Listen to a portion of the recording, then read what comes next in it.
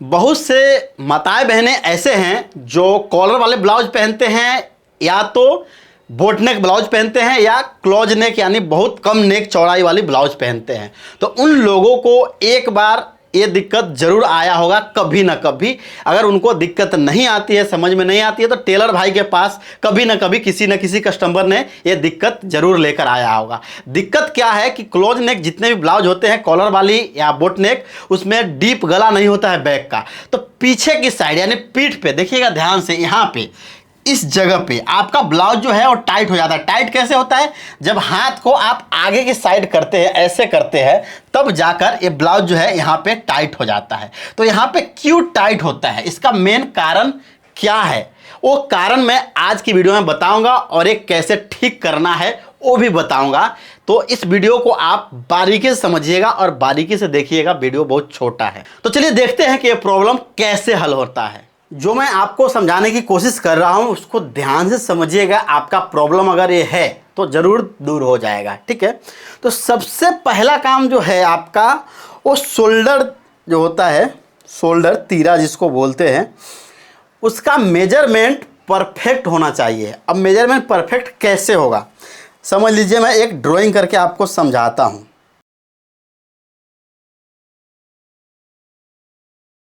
Shoulder का जो माप लेते हैं वो यहाँ से माप लेना चाहिए। यहाँ से दोनों हाथ जो है हैंड, उसको नीचे डाउन करवा देना है और उसके बाद यहाँ से यहाँ तक परफेक्ट नाप लेना है। अब ऐसा नहीं होना चाहिए कि या तो आप इसको पहले यानी यहीं से नाप ले लें या तो आप इसको यहाँ से नाप ले लें, फिर आपका प्रॉब्लम जो है सॉल्व नहीं होगा। या तो ख़राब हो जाएगा या तो पूरे ख़राब हो जाएगा, समझ लीजिए। हाँ, तो ये ज़रूरी है आपको कि सही नाप लेना है हर हाल में, इतना आप ध्यान रखिएगा। उसके बाद ये जो भी मेजरमेंट आता है, ये वाली मेजरमेंट आप उसको लिख लीजिए। एग्जाम्पल के लिए इसमें हम रखते हैं 15 इंच, ठीक है।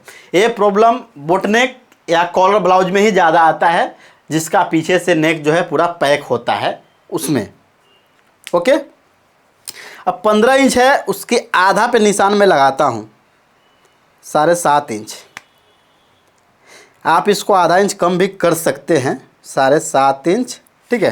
ये हो गया, यहाँ पे मैंने निशान लगा दिया। अब दूसरा चीज़, आपको जो नेक है वो 2.25 इंच पे निशान लगाना है नेक का, और बैक की पार्ट में यहाँ पे आधा इंच डाउन करना है। कॉलर वाले में बोट नेक है तो कोई बात नहीं है, बोट नेक के हिसाब से आपको ले लेना है, जितना बोट नेक की गला आता है उसके हिसाब से, जो मैं दूसरे वीडियो में बता चुका हूँ बोट नेक के लिए, वो वीडियो आप देख सकते हैं। उसके बाद कॉलर वाली ब्लाउज है तो उसमें आपको आधा इंच से लेकर 1.25 इंच शोल्डर डाउन करना है, ठीक है। वो आपको ऑब्जर्व भी करना है महिला की बॉडी पे, उनका शोल्डर गिरा हुआ है या नहीं है, या पूरा स्ट्रेट है, तो वो भी ध्यान रखना है। उसके हिसाब से आप इसको कम या ज़्यादा या परफेक्ट कर सकते हैं। अब यहाँ से यहाँ हम इसको निशान लगा देते हैं, समझिएगा। ये मैं बैक का निशान लगा रहा हूँ, ठीक है, और इसको भी हम यहाँ पे निशान लगा देंगे। एक कॉलर वाले का ड्रॉ हो रहा है, कॉलर वाले में ऐसा करना ज़रूरी है। ये देखिए, ये हो गया। तो ये हम मार्जिन कट करके निकाल देंगे, ठीक है। अब जो तरीके से आप आर्म होल कटिंग करते होंगे, जो मेजरमेंट जिस हिसाब से आपने लिया होगा वही मेजरमेंट आपको ले लेना है। मेजरमेंट आपका जो है वही मेजरमेंट रखना है, ठीक है। इसमें हम एग्जाम्पल के लिए 6 इंच रखते हैं, ओके। और यहाँ से 7.5, तो यहाँ पे भी 7.5 यानी 7.5। डबल में एक डबल किया हुआ है, ध्यान रखिएगा, नहीं तो मिस्टेक मत कर देना। देखिए, तो आपको डबल में ही रखना है। अब इसको और इसको हम यहाँ से मिला देते हैं और इसको भी हम ऐसा मिला देते हैं, ठीक। अब लूजिंग के साथ में, कॉलर वाली ब्लाउज है तो लूजिंग के साथ में आपको ले लेना है। इसमें हम 9.25 इंच पे निशान लगाते हैं। ये जजमेंट आपको सिखाने के लिए है, मेजरमेंट कोई नहीं है, आप लोग ध्यान समझ लीजिएगा। उसके बाद जो मार्जिन है आपको यहाँ मार्जिन ले लेना है, ठीक है। और इस तरीके से सिर्फ इसमें मैं आपको जो समझा रहा हूँ, आर्म होल इसी की वजह से पीठ पे आपका टाइट होता है ब्लाउज। तो आर्म होल की सही कटिंग अगर हो गया तो पीठ पे आपका टाइट नहीं आएगा, इतना याद रखिएगा। ओके,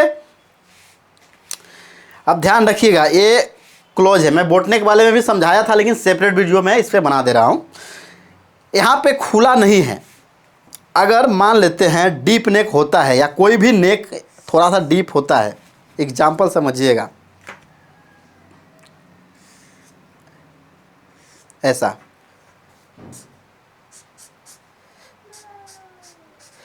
मैं ये जजमेंट से लगा दिया हूँ ऐसे ही।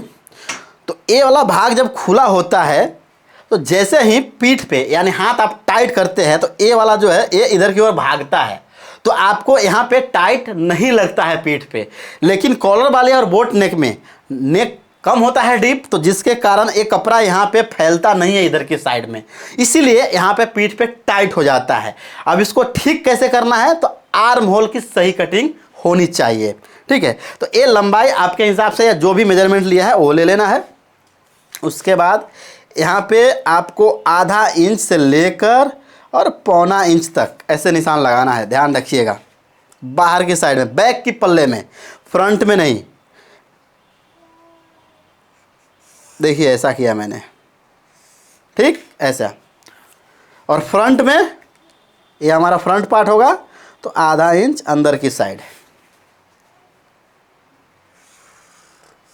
देखिए, समझ गए। अब इसको फ्रेंच कर्व है तो उससे लेकर ऐसे हम इसको घुमा देंगे। देखिए यहीं पे मिलाना है, ठीक है। देखिए ये हो गया।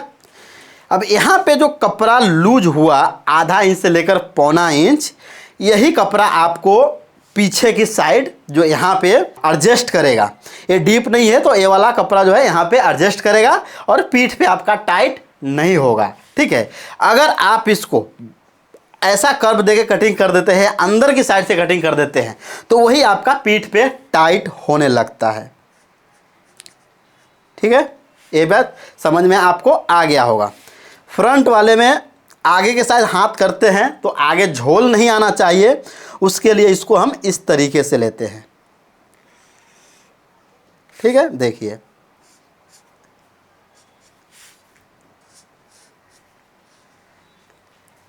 ओके, समझ में आया। और यहीं तक मिलाना है, इसके आगे नहीं कुछ करना है। अब चलिए मैं इसको एक बार मैं कट करके दिखा देता हूं कि ये कैसा दिख रहा है। ठीक है, हम दोनों पल्ले कटिंग करेंगे।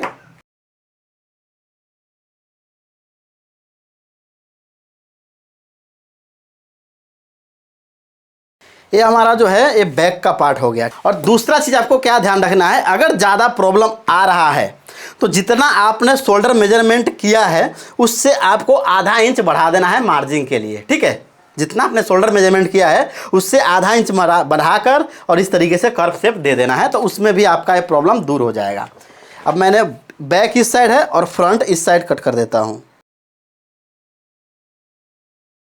हो गया, ये हमारा बैक हो गया और ये हमारा फ्रंट हो गया। अब इस तरीके से आप एक ब्लाउज पहले आप ट्राई कर लीजिएगा। कस्टमर की ब्लाउज नहीं, अपनी ब्लाउज ट्राई कीजिएगा या अपने घर में किसी की भी ब्लाउज ट्राई कर लीजिएगा, क्योंकि कोई भी चीज़ 100% सभी पे परफेक्ट नहीं होता है, याद रखिएगा। तो आप ट्राई कर लीजिए और फिर आपको जहां भी मिस्टेक लगे उसके हिसाब से आप शोल्डर बढ़ा या घटा लीजिएगा, ये प्रॉब्लम आपका दूर हो जाएगा। तो आशा करता हूं कि ये वीडियो आपको पसंद आया होगा और ये ट्रिक भी आपको समझ में आ गई होगी कि मैं क्या बताया और क्या आपको समझाने की कोशिश किया हूं। अगर वीडियो पसंद आया है तो लाइक और शेयर जरूर कीजिएगा। अगर फेसबुक पेज पे देख रहे हैं तो फॉलो कर लीजिएगा। और आगे आपको किस टाइप की वीडियो चाहिए और क्या चाहिए वो हमें कमेंट्स कर दीजिएगा, तो मैं आगे से उस पर भी वीडियो बनाने की कोशिश करूंगा या बना दूंगा। तो आज के लिए बस इतना ही, फिर मिलेंगे अगली वीडियो में, तब तक के लिए धन्यवाद।